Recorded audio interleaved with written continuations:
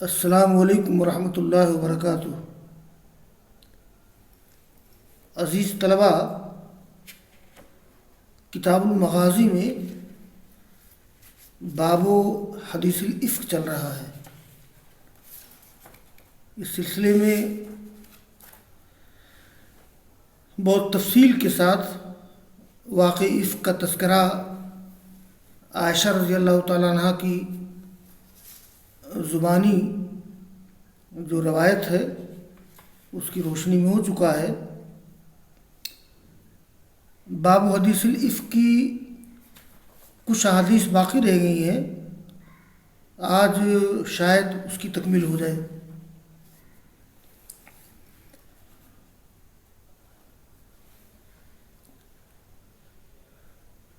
قال امیر المومنین فی الحدیث محمد بن اسماعیل البخاری رحمہ اللہ حدثنا موسیٰ بن اسماعیل قال حدثنا ابو عوانہ عن حسین عن ابی وائل قال حدثني مسروق بن الاجدع قال حدثتني ام رومان وهي ام عائشة رضي الله عنهما قالت بين أنا قاعدة أنا وعائشة إذ ولجت امرأة من الأنصار فقالت فعل الله بفلان وفعل بفلان فقالت ام رومان وما ذاك؟ قالت ابني في من حدث الحديث قالت وما ذاك؟ قالت كذا وكذا قالت عائشة سمع رسول الله صلى الله عليه وسلم قالت نعم قالت وأبو بكر قالت نعم فخرت مغشيا عليها فما فاقت إلا عليها حمى بنافذ فترهت عليها ثيابها فغطيتها فجاء النبي صلى الله عليه وسلم فقال ما شأن هذه؟ قلت يا رسول الله أخذتها الحمى بنافذ قال فلعل في حديث تحدث به قالت نعم فقادت عائشة فقالت والله لئن حلفت لا تصدقوني ولئن قلت لا تعذروني مثلي ومثلكم كيعقوب وبنيه والله المستعان على ما تصفون قالت وانصرف ولم يقم شيئا فانزل الله عذرها قالت بحمد اللہ لا بحمد احد ولا بحمدک۔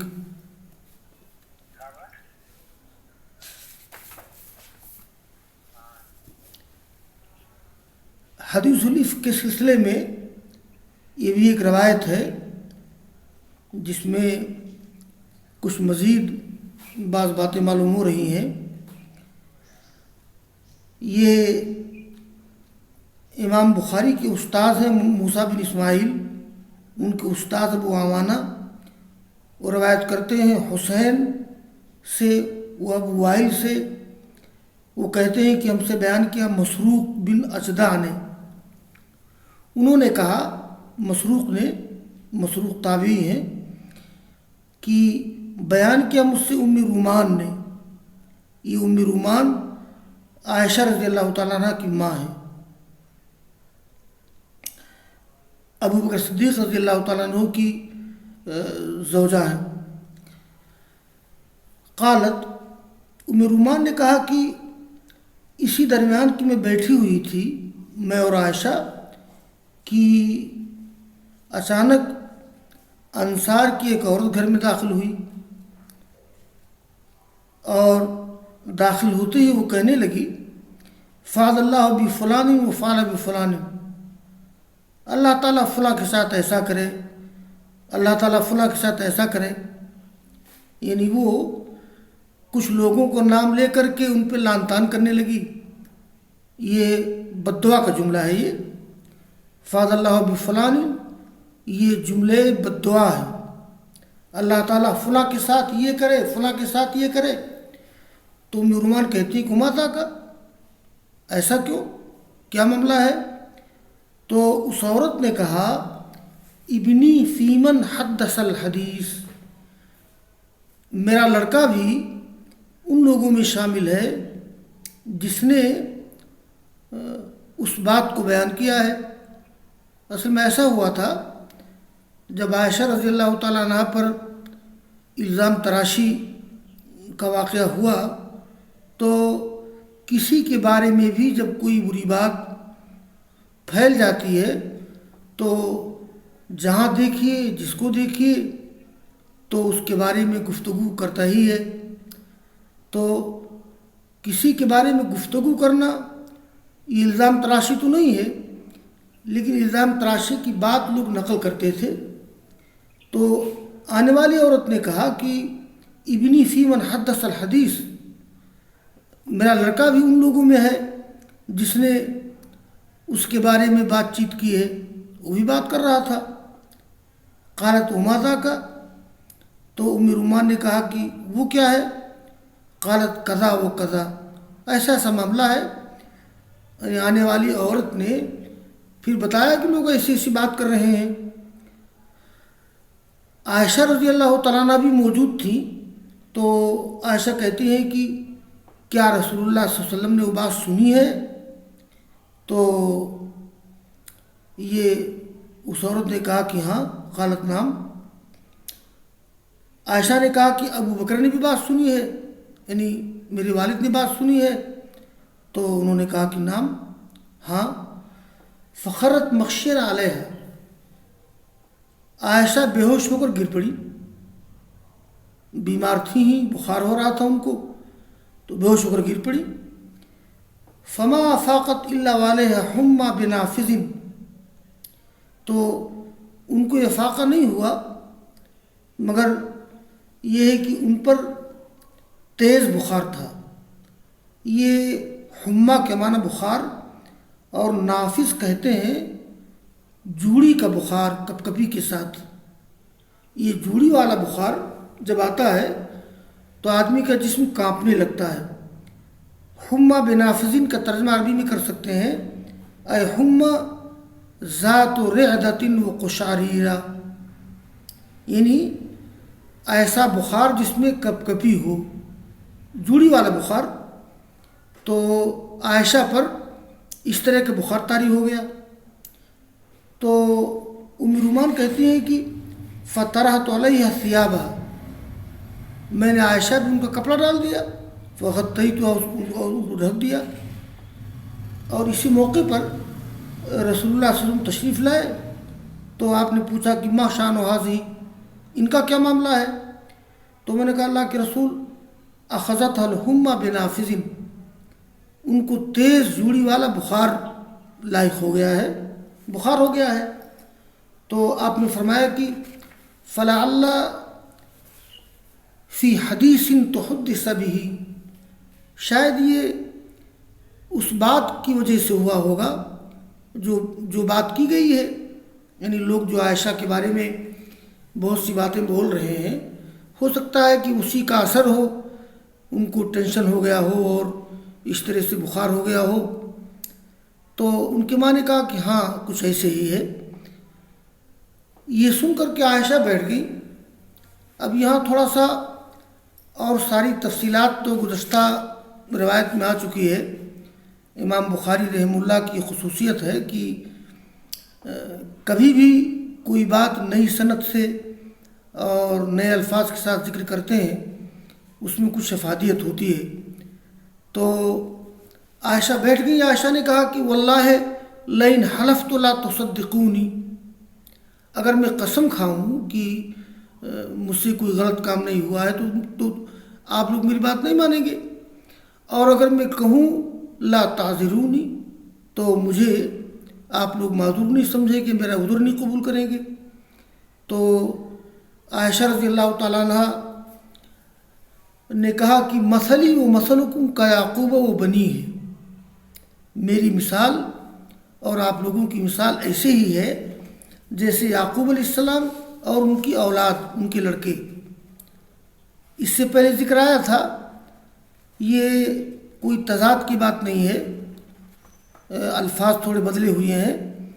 گزشتہ روایت میں آیا تھا کہ عائشہ نے کہا تھا فواللہ لا اجد لی ولکم مثلا الا ابا یوسف حین قال فصبر جمیل واللہ المستعان علی ما تصفون۔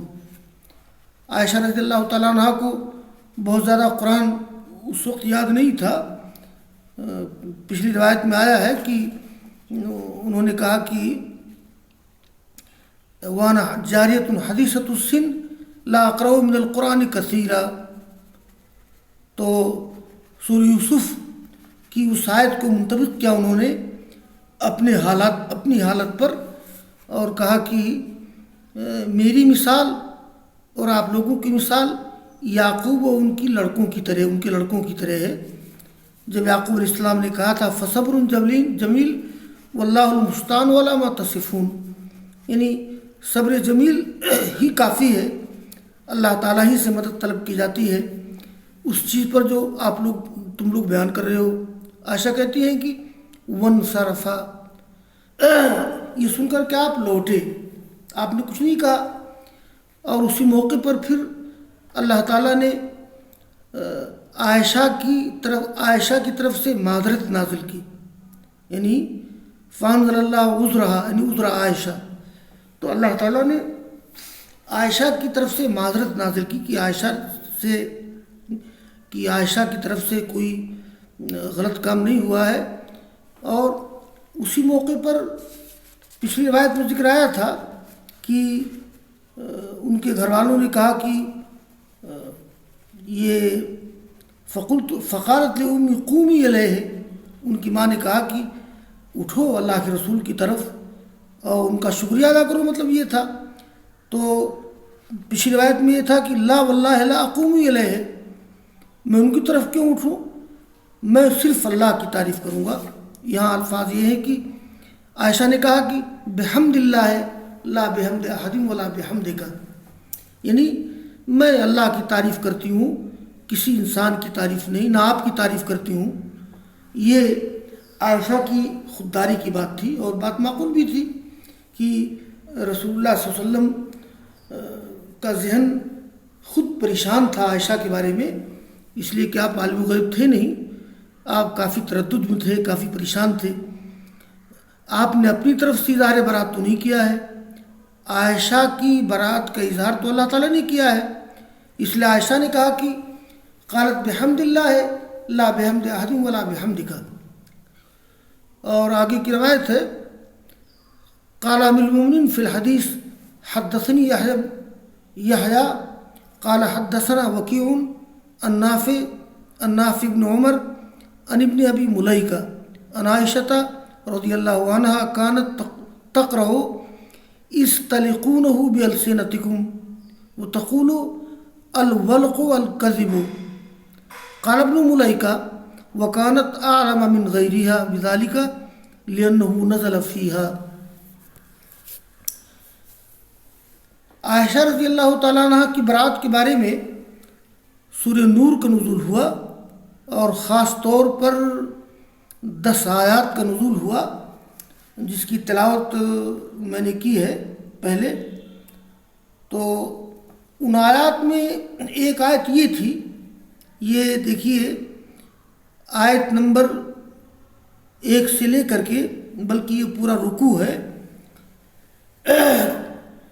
بعض آیات میں تو کچھ تمہیدی انداز کی باتیں ہیں، یعنی عائشہ کی برات کے سلسلے میں کچھ تمہیدی باتیں اللہ نے بتائی ہیں، کچھ آداب ذکر کیے ہیں الزام تراشی وغیرہ کے، اور پھر اللہ نے فرمایا اس میں کہ ان الذین جاؤوا بالافک عصبۃ منکم لا تحسبوه شرا لکم بل هو خیر لکم لکل امرئ منهم ما اکتسب من الاثم والذی تولی کبرہ منهم له عذاب عظیم۔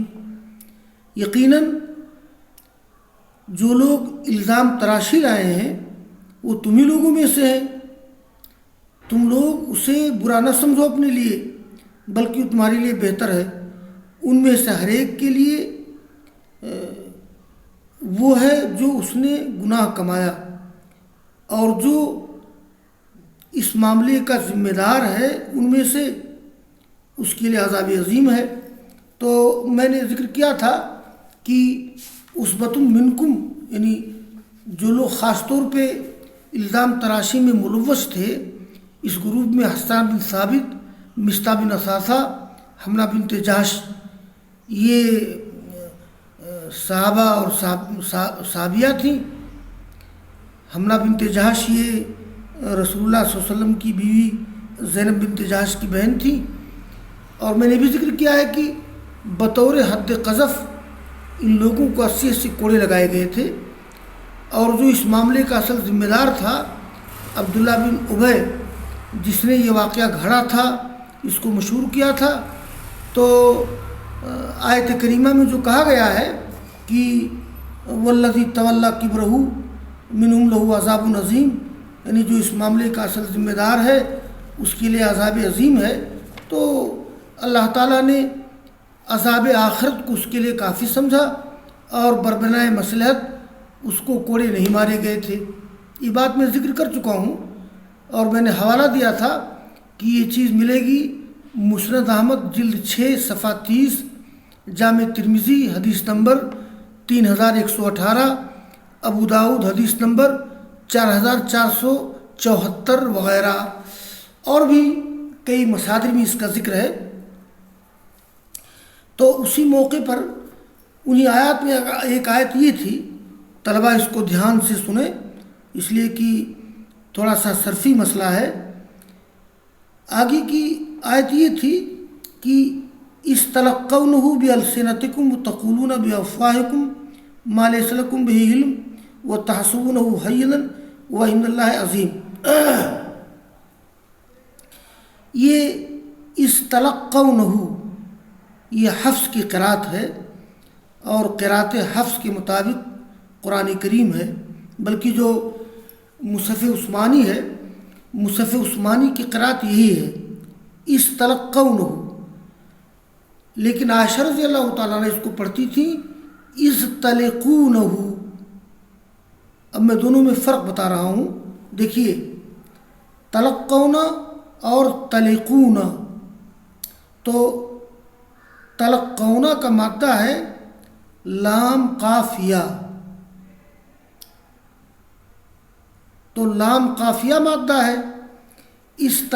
استلقونہ یہ باب تفعول سے صیغہ جمع مذکر حاضر ہے، اور اصل میں ہے اذ تتلقونہ، یہ تتلق جیسے تتقبلون، تو باب تفعول اور باب تفاعل میں جب دو تا اکٹھا ہو جاتی ہے تو ایک تا کو حذف کر دیا جاتا ہے، حذف کرنا جائز ہے۔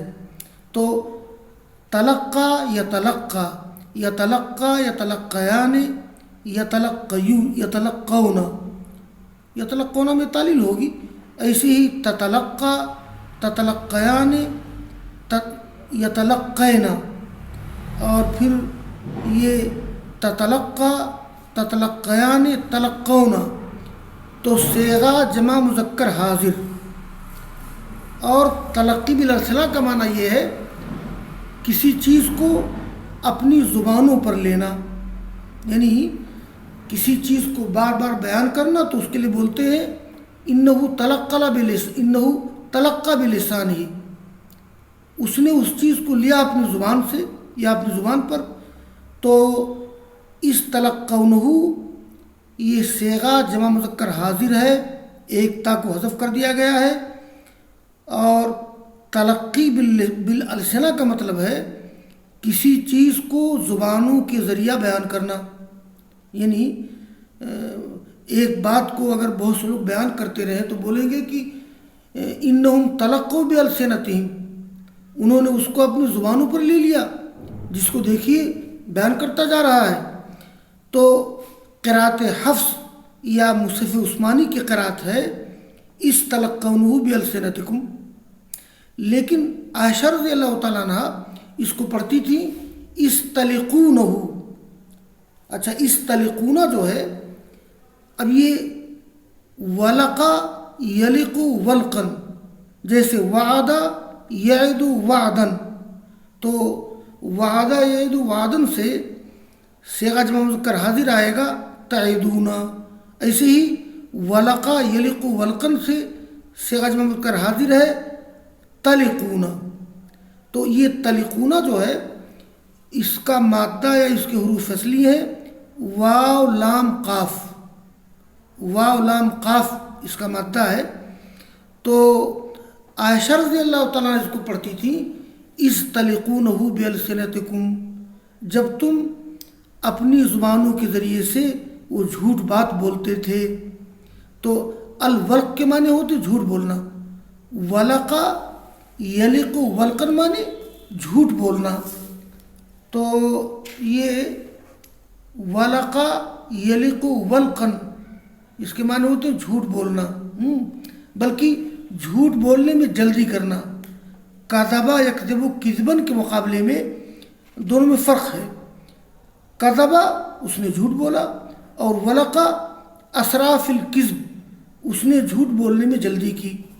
تو عائشہ رضی اللہ تعالیٰ عنہ اس کو پڑھتی تھیں، استلقونہ بِأَلْسِنَتِكُمْ، استلقونہ بِأَلْسِنَتِكُمْ، جب تم اپنی زبانوں کے ذریعے سے وہ جھوٹی بات بول رہے تھے۔ یہ عائشہ جو مصحف عائشہ ہے، تو مصحف عائشہ میں بجائے استلقونہ کے استلقونہ بِأَلْسِنَتِكُمْ ہے، یہ ہے یہاں۔ تو دوبارہ میں بتا دوں کہ استلقونہ میں اصل میں استتلقونہ صیغہ جمع مذکر حاضر اور مادہ لام قاف یا، تلقا تلقا تلقین کسی چیز سے ملنا، تلقا بالشیء کسی چیز کو لینا، اور تو اس کا مادہ ہے لام قاف یا یعنی ناقص یائی ہے۔ اور یہ استلقونہ ولقا یلق ولقن کے معنی ہوتے ہیں جھوٹ بولنے میں جلدی کرنا۔ تو اس کا مادہ ہے واو لام قاف، یہ مثال ہے۔ حرف علت اگر فا کلمے کی جگہ اس کو مثال کہتے ہیں۔ تو استلقونہ بِأَلْسِنَتِكُمْ، جب تم اپنی زبانوں کے ذریعہ وہ جھوٹ بول رہے تھے۔ جی، تو عائشہ پڑھتی تھیں استلقونہ بِأَلْسِنَتِكُمْ، یعنی جب تم لوگ اپنی زبانوں سے وہ جھوٹ بول رہے تھے۔ یہ سورہ نور کی آیت نمبر 15 ہے، یعنی جب تم لوگ اپنی زبانوں سے وہ جھوٹ بول رہے تھے اور کہہ رہے تھے اپنی زبان سے ایسی بات جن کا تمہیں کوئی علم نہیں ہے، اور تم اس کو ہلکا سمجھ رہے ہو، وہ اللہ تعالیٰ کے نزدیک بہت بڑی بات ہے۔ وہ تقول الولق الکذب، عائشہ کا کہتی تھی کہ ارے بھائی یہ ولقا یلق ولقن سے ماخوذ ہے، اور الولق کے معنی ہوتے جھوٹ بولنا، بلکہ مطلق جھوٹ بولنا نہیں، الاسراع فی الکذب یعنی جھوٹ بولنے میں سبقت لے جانا، یعنی جلدی کرنا۔ کوئی بات آ جائے بے سوچے سمجھے آدمی جھوٹ بولنے لگے۔ ابن ملیکہ کہتے ہیں وکانت اعلم من غیرہا بذالک، عائشہ رضی اللہ تعالیٰ عنہ دوسروں کے مقابلے میں اس کو زیادہ جاننے والی تھی، لأنہ نزل فیہا، اس لیے کہ اس کا نزول انہی کے بارے میں ہوا ہے۔ تو یہ یہاں تک بات ہو گئی، اور اب میں اسی پہ اکتفا کرتا ہوں۔ باب حدیث الافک کے تعلق سے ابھی 2 احادیث اور باقی رہ گئی ہیں، انشاءاللہ اس کے بعد جو ہے یہ باب ختم ہو جائے گا۔ وآخر دعوانا ان الحمد للہ رب العالمین۔